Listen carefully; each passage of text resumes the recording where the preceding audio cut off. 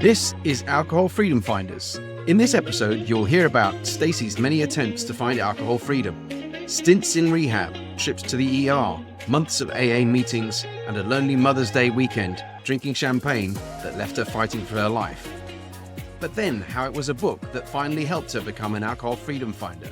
Let's dive in.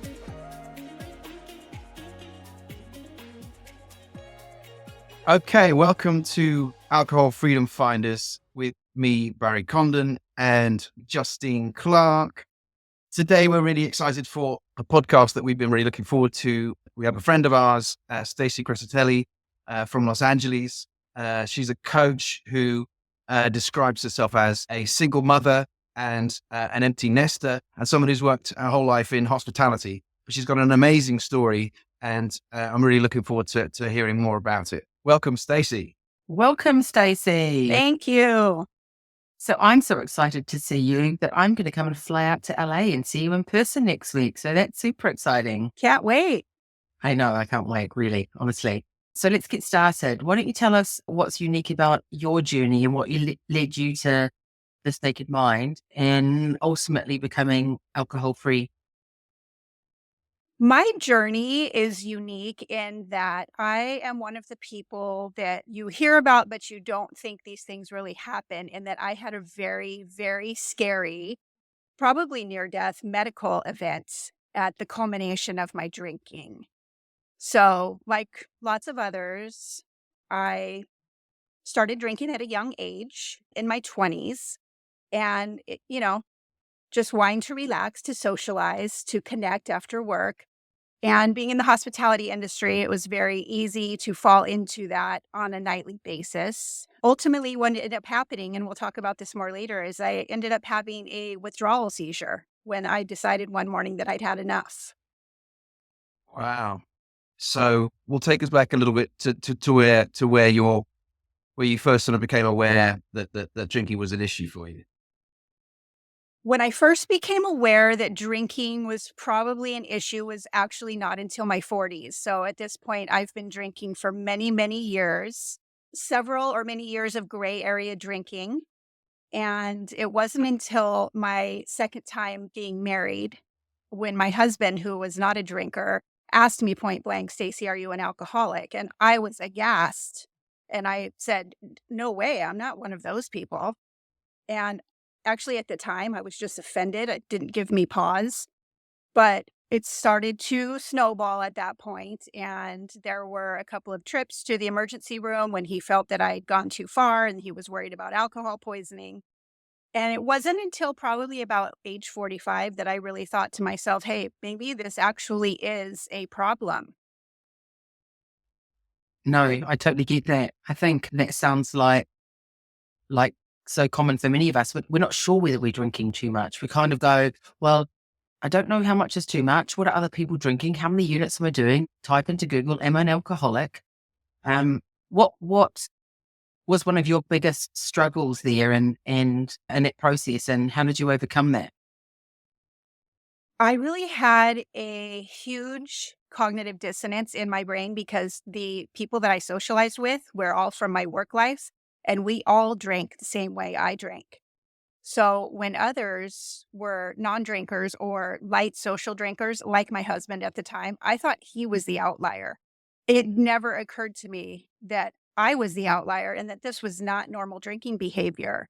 So I really struggled in this relationship and during this time with the constant questioning about my drinking and me being defensive and really just not knowing that how much I was drinking was just not normal, because I could easily put back 2 bottles of wine every night. That magic number, that 2 bottles of wine, I was doing that. Yeah, well, that happened to be my lucky number as well at the end, or unlucky number. It is amazing though. I don't know whether it's a sort of, your mind playing tricks with you, but there are always people who are drinking way more than you around you. It just feels like, well, I'm not, there's, I don't drink like them, that I think he might have a problem, but me, maybe I get drunk once, too often. And I used to feel I was a bit of a lightweight because, I might get drunk before they did, but I wasn't, drinking loads of whiskey and drinking in the morning and all that kind of stuff. So when did you sort of start to address it yourself then? It's funny that you say drinking in the morning because towards the end, I was always leaving that one little last couple sips in the bottle to drink it in the morning to ward off those morning shakes. And even then, I still didn't have the conversation in my head that maybe this has gone too far. So my first attempts at reining this in were not of my own accord. These were, like I said, my husband was worried, and he, at one point during that really rough few years of drinking and being in denial, I did a 5-day stint in a detox facility. And even then, I thought, well, I just went way too far this time. And after detox, I'll just rein it in. And I had no intention of quitting drinking, even after leaving a detox facility. I think it's surprising that what you said so far in the journey reminds me that alcohol sneaks in so insidiously into our lives that, I, like you and Barry, was drinking 2 bottles of wine a day. Some of it I was on show that people would see I was drinking a bottle, but the other was that I was sort of self-medicating to just to normalize my life. It's what's surprising is that alcohol finds a way to make us think it's normal and that we have to do it. It's not like we're over drinking. We're having to drink that much just to stay level, right? So what changed for you? What was because I want to hear about how you stopped, because I know for me it took a number of times, a number of ways. And I think it's really helpful to people who are on the journey to find out, how did you make the change? My change happened, my journey included, I want to say maybe 4 or 5 or 6 day ones with a concerted effort to leave alcohol behind. And the first couple of times, like I said, after a stay in an ER and after the detox, encouraged by my husband and my family, I went on a long-ish string of days with no alcohol. But I always returned because the thought of never again, I just didn't know how to process that. And I think there's just so much misinformation about alcohol and alcoholism and alcoholics, so that if I'd string together enough days, there would be a night where my husband would say, let's have a drink together tonight, as sort of like a real celebration, or Stacey, you've done so well, let's have a drink together. So all of this, to a drinker's brain and even to his not drinking brain, it's very confusing, and it makes that journey, it just gives the journey more twists and turns. I'll say that. So like I said, 5 or 6 day ones. If you're looking to take back control of your drinking, why don't you join our Alcohol Freedom Finders 30-day group program? It's a great place to start because we approach it as an experiment rather than a challenge. Whereas, as well as getting a great detox, you learn the science and the psychology about why you're drunk in the first place. So whether you want to stop altogether or just become a more mindful and moderate drinker, why don't you give it a crack? Use the link in the show notes to sign up to our next Alcohol Freedom Finders 30-day program, and you won't regret it, because no one ever woke up in the morning and said, I wish I'd had more to drink last night, did they? Now, back to the episode. And to get back to how I finally did stop drinking, we're jumping ahead a little bit. I actually did a 28-day stay in inpatient rehab in 2016. And when I came out of that is when I put together quite a long string of days. I was alcohol-free. And I say alcohol-free because I didn't enter my mind. I was literally free from thoughts of it. But about 2.5 years in, I thought, well, this big birthday, the first of my friends is about to turn 50. I will go and have 1 glass. Surely that will be fine. And so I didn't plan it in my head as titled My Relapse, but that's in fact what happened. And it was back to the races very quickly, culminating in a very sad, despondent weekend where I just went off the rails. And when I came to on Tuesday morning, I said, that's it, I'm done. And went about my day until things started to go sideways. I ended up having an alcohol withdrawal seizure. I spent 3 days in the hospital, and The seizure was so intense and lasted so long that they pumped me full of so much Ativan that I didn't wake up for almost 24 hours. So that's a scary That's ending to a incredible. drinking story, right? That's a scary end. Yeah, that's unbelievable. And it really shows you how easily that's done. Because it's just like, we've all had a big weekend, where we've drunk way too much, or twice as much as we normally would, or whatever. And it wasn't as if you were guzzling liters of whiskey, but your body reacts, your body defends itself, and I guess that's what we think of withdrawal as something as your body pining for it.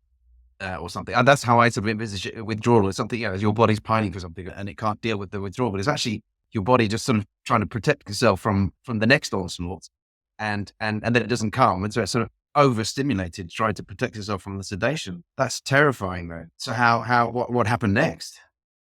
I read a lot of stories about people who talk about multiple episodes of seizure in their history. I was terrified to my core when I woke up in the hospital, and they didn't piece together what had happened to me for several hours after I came to, and then they finally said, and I was so ashamed and I was so frightened and terrified. And my first thought was, what if I had died? What if they had told my son that I drank myself to death? And still right now that gets me so choked up, because that was not my intention. I was just drinking bottles of champagne in my house alone because it was Mother's Day and I was by myself. I was sad and despondent, and I had no intention of harming myself, but I drank myself into this situation. And I knew laying there in that hospital that I was done. And one of my friends, my best friends that came to visit me, came in the room and said, "Are you done?" Because they watched me go through this up and down cycle of I drink, I don't drink, I drink too much, I'm taking a break. And now here I am lying in a hospital. And those words, "Are you done?" they sat on me like a blanket. And I knew in my soul that, yes, I'm done. And then when I come home from the hospital, okay, I'm done, but how am I going to stay done? Because this has never stuck before. And now it has to. And I am just at a loss. I'm terrified. Look, I resonate with that so much. I'm sure so many people do. So you feel powerless, and that alcohol has somehow got this power over you, and you're doing something you really don't want to be doing. And it's just dawned on me, Stacey, actually, that this whole withdrawal and craving cycle, lots of it is happening at a subconscious level. We're not even consciously aware of what we're doing. None of us wants to become a heavy drinker. None of us wants to end up having a seizure from withdrawal. And that's where fear is taken away with the kind of work that we've been doing. Is instead of dealing with the conscious behavior, we start to decode the subconscious behavior. So we tackle the withdrawals and the craving from underneath, from the subconscious where they've been programmed in. And how did that work for you, Stacey? How did you go from going, I don't know what to do, I can't do this again, to finding your way to where you are now? I am a very spiritual person, and sitting on my porch one day after coming home from the hospital, I just heard a loud, strong voice said, "You will go, you'll find an AA meeting and you'll go."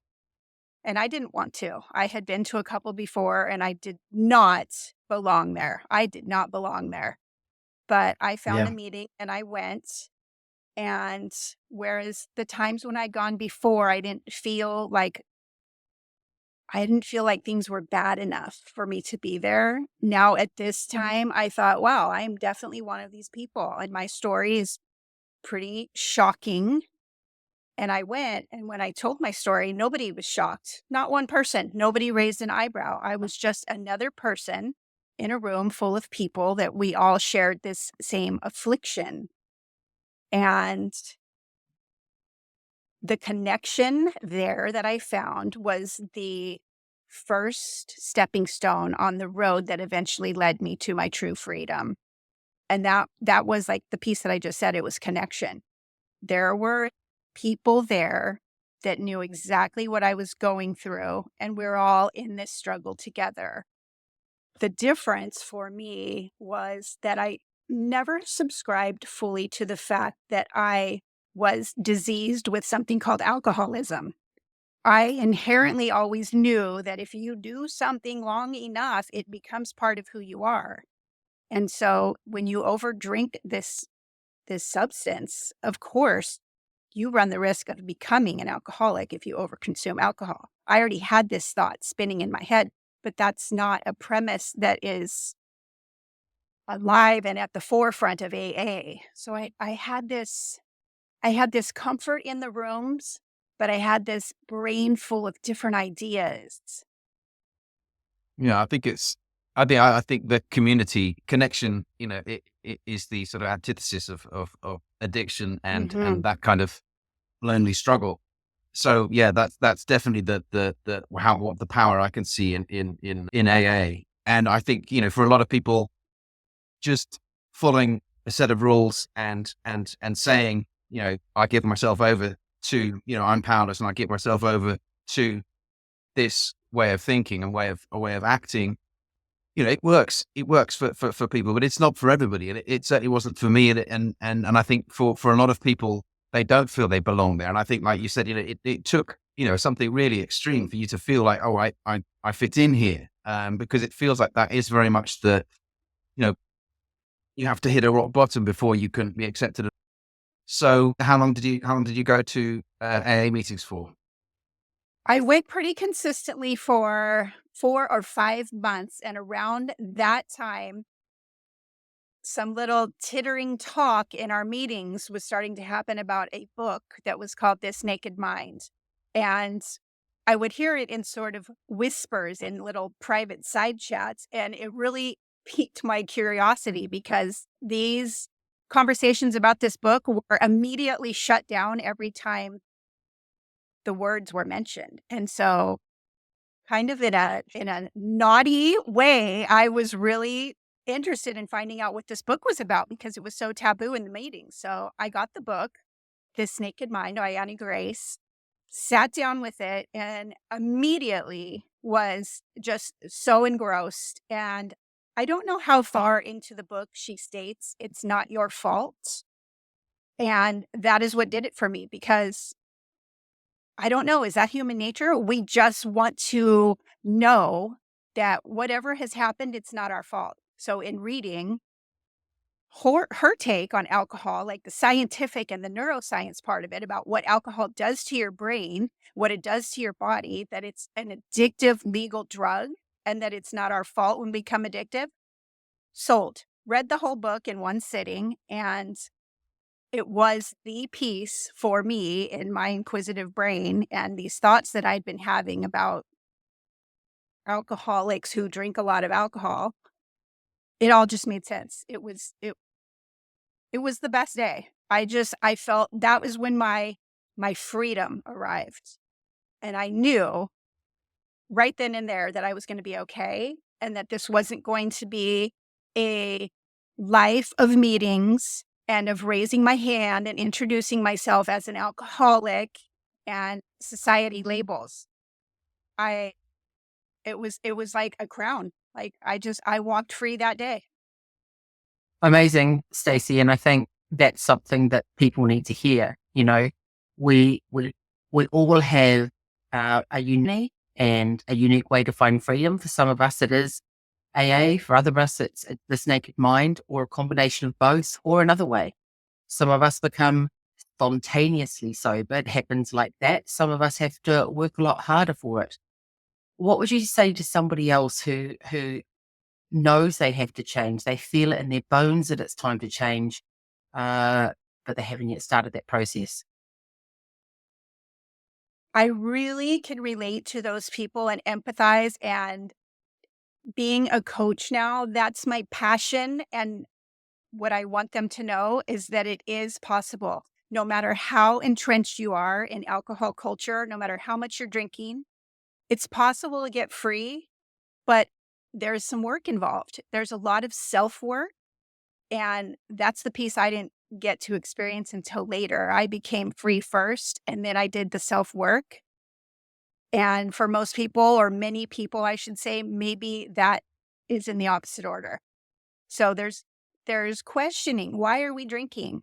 What is it that we're really seeking when we drink? And for me, I was seeking connection. I was just grown up as such an introvert and a shy person. I didn't know how to connect with other humans until I put on that layer of alcohol, which then I'm connecting with people who are not themselves and I'm not myself, because alcohol does that to us. So I like to walk my clients through that, through the why and what are some better ways. Yeah, that's amazing. I think that's one of the biggest differences, I think, with this naked mind and the way that we as coaches also look at alcohol. We see alcohol as the problem, not the person as the problem. You know, as you said, it's not your fault. You're drinking something that is addictive. So you're just, acting naturally by, when you overconsume it, it's because it's addictive. And I think by understanding the way that the science works, it gives you the power yourself to solve the issue, to step away from it, and gives you back the power where Alcoholics Anonymous wants you to feel powerless and follow the system, almost like joining the army and being drilled to follow a strict path. For some people, they're cut out to be that sort of regimented. But for me, I'm inquisitive and want to understand and like to solve problems myself. And it was in Congress, with the rest of out of sync with the rest of my life. And yeah, it's just amazing. And for me, it feels that's the way that we're able to detach ourselves from alcohol and look back and go, oh, that was why I did it. But now I understand I don't need to, and I don't want to, and I don't have to. And that's the finding of the freedom, and not the finding of the being able to say no. I don't know how you feel about that, and how you look back on Alcoholics Anonymous now. It's so well said, everything you just said, and on point for how I think. I think that AA definitely has a place for people, maybe as a piece of their journey. For me, it didn't resonate with me to sit there for the rest of my life and label myself an alcoholic. And now, 5.5 years free from alcohol, in that land, if I were to go to an AA meeting, I'm supposed to say, I'm Stacey and I'm an alcoholic. In my brain, alcoholics drink alcohol, and I don't. I don't drink it. I don't think about it unless I'm coaching someone through it. And it just takes up zero space in my brain. So there's no way that I could be an alcoholic. And that's where I am today. And that's me. Everyone chooses their own journey. For me, I needed the science piece behind what alcohol is and what it does and why. I needed the why. And when I Yes, got that is, like I said, when I gained my freedom. I love that. We needed to understand why. So, on that note, what have you found the most surprising about being free from alcohol? The thing that I found the most surprising is that I am okay and I like me, and I didn't know how to like me before. I would never say I didn't like me. I didn't know how to like the parts of me that were different than other people. And again, I'm going to go back to this. I used to be so shy and such an introvert. And when I say that to people now, they just roll their eyes, because in many situations I overtalk and overshare, and it's just from freedom. I'm just me. I'm okay to be me. I like me. I like life. Life is adventurous and exciting, and it's not scary. And yes, there's pieces of it that are, but they don't require me to numb with alcohol. And it's just it's awesome. And I want it for everyone. That's really why I became a coach.